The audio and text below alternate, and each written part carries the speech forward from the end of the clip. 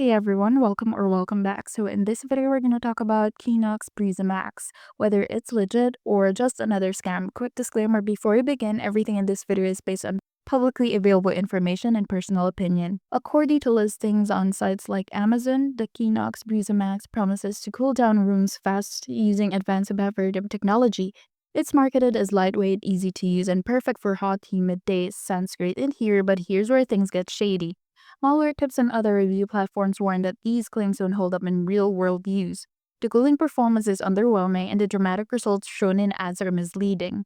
Worse, the company behind Qinux BreezaMax has no traceable background, questionable manufacturing claims, fake-looking discounts, and poor customer support. That's a lot of red flags for such a small gadget. For the final verdict, Qinux BreezaMax is likely a scam. It's more hype than substance. You're better off spending your money on a trusted brand with real reviews and proven performance.